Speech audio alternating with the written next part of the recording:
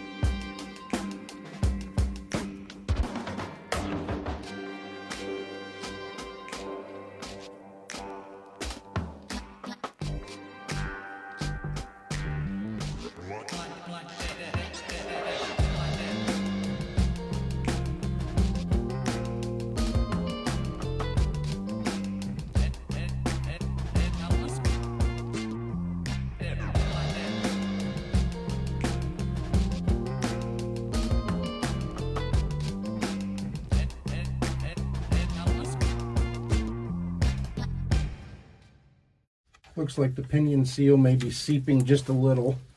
It's not dripping, it's just damp.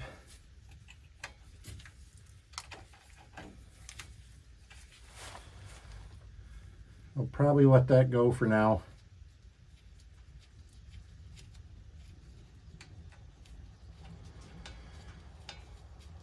Seems like a million years ago, but when I worked at a Chrysler dealership for almost 14 years, you were trained there by the Chrysler instructors that seals and gaskets by nature are prone to seep or leak, and generally speaking, you fix leaks, you don't fix seeps. So what's a leak? It's got to be dripping. If it's dripping on the ground, that's a leak. It should be fixed. If it's just damp and collecting dirt and stuff, that's a seep, and it's fairly normal. At that point, it's up to you if you want to fix it or if you want to wait. Obviously, typically it doesn't get better. It's eventually going to leak, but I think a lot of that comes down to warranty practices of big companies. They don't want to pay for it, so they're not going to pay for it unless it's actually leaking.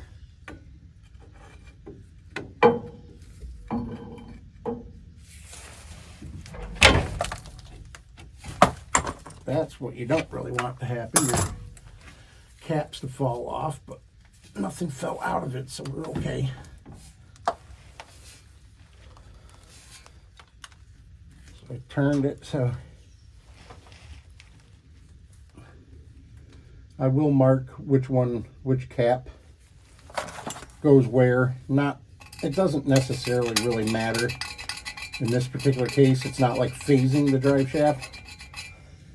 Making sure it's in alignment, but I just marked the shaft on this side, and I'm marking the yoke over here.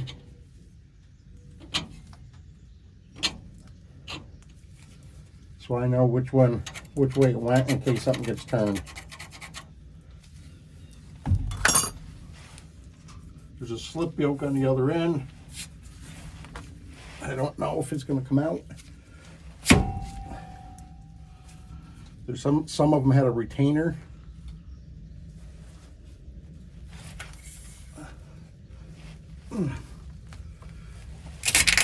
I think it wants to come out. It's just got a bunch of old grease and stuff in it.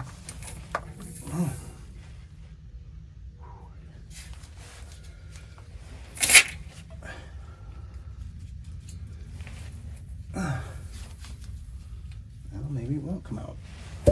Nope, it came out. So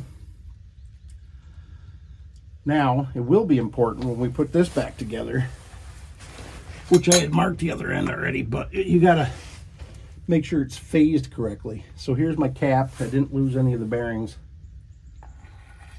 So we're gonna get that put right back on.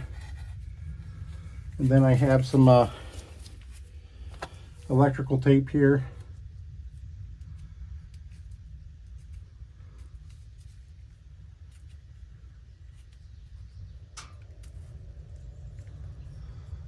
If I can get it to work with my glove on.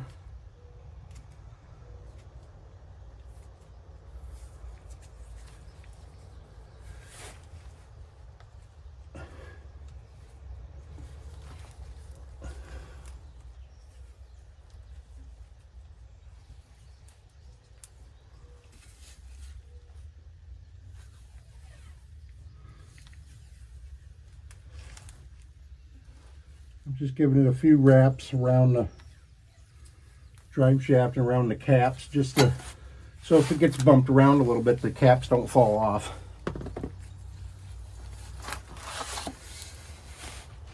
I'll set that up out of the way now. And we're going to have to move to the other end up here.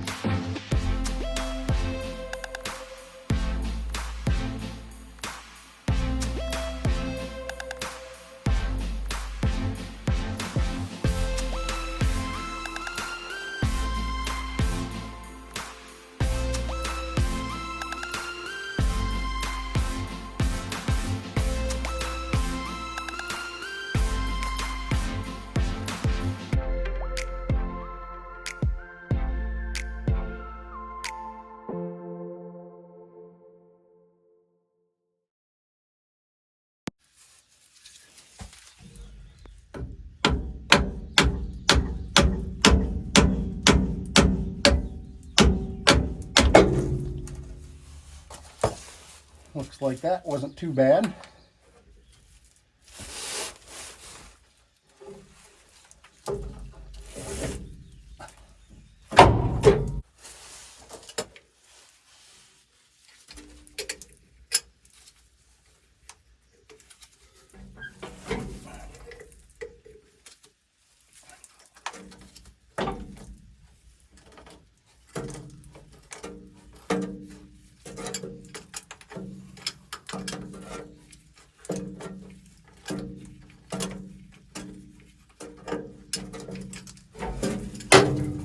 I'm taking off the speedometer gear extension.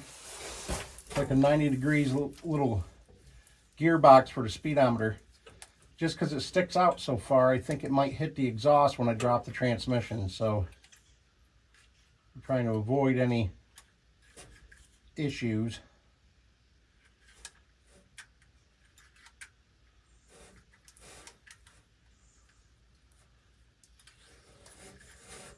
So there's that.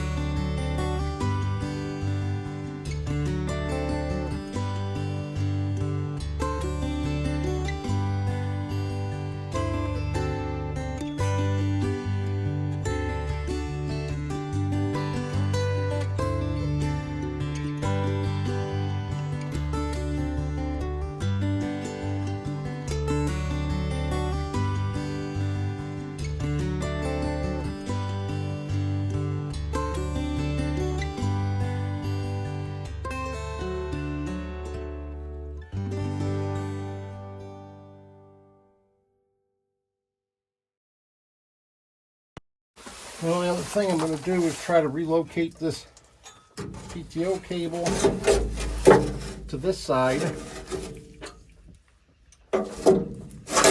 so the transmission doesn't get caught on it.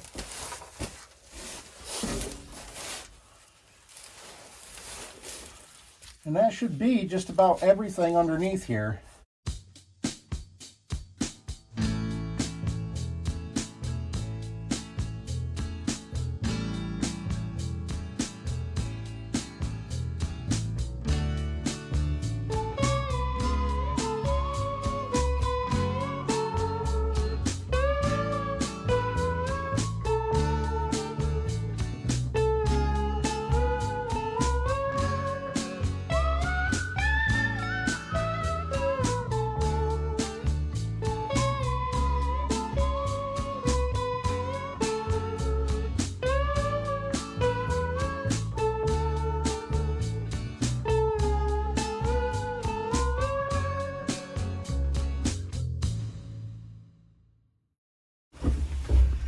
Right there, everything's in neutral.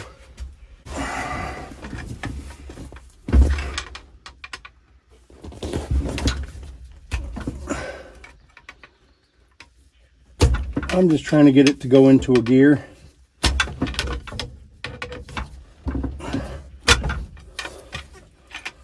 When it doesn't want to. There we go, it's in a gear. Not sure which gear, but it's in a gear.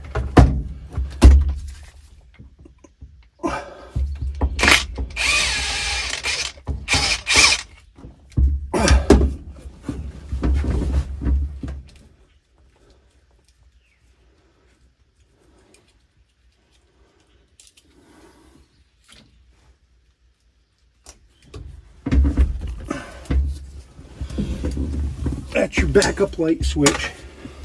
So what you see here is a custom plate with a lifting ring.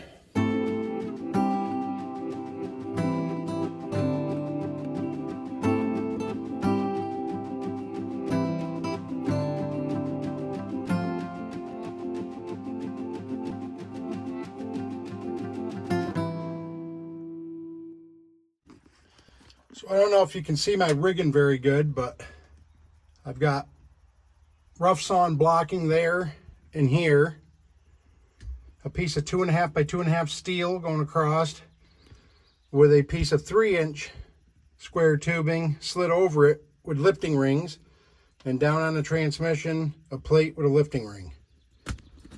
Now this was me and some of the guys, a couple of guys at work were brainstorming how I was going to do this without a lift big enough for my truck, or a transmission jack that would reach from underneath.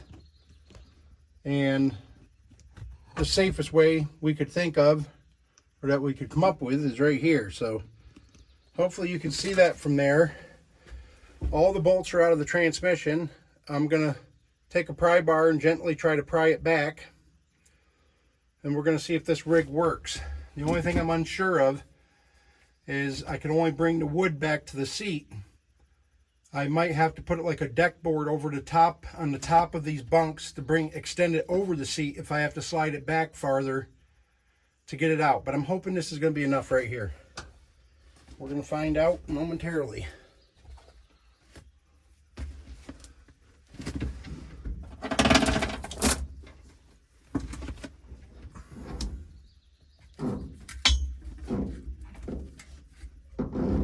Now, it's holding it at this point because it slid right back. So now the idea is to be able to slide these back to allow the transmission to slide back like that, which so far is working. It's a long way to go though. I don't know if we're going to have enough room. That's my biggest fear. We're going to run out of floor pan here to get it where we need to be. Looks like we're almost as far as we can go with this setup. Good news is I can see my front transmission bearing retainer that the release bearing rides on, and it doesn't look damaged at all. That's a plus.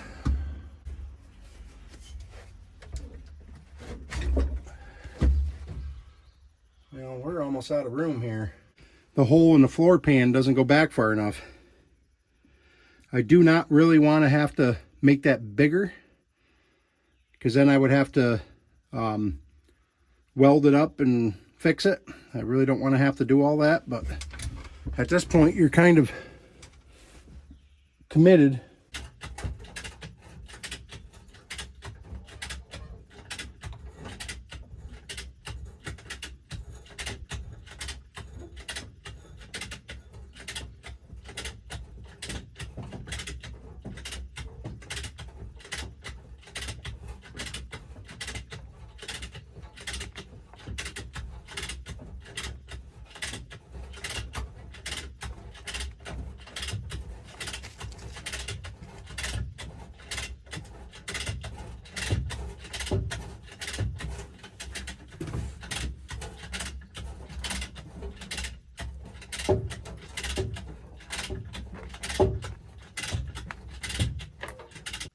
there it is, folks. It's out. There's the transmission. Here is what's left of the clutch release bearing. Here's the clutch, and you can see where it was wearing right through the fingers. And down in there is the flywheel. It's in pretty good shape. There's no real grooves or anything, so I'm just going to clean it up, scuff up the surface so we can get it going on the road again.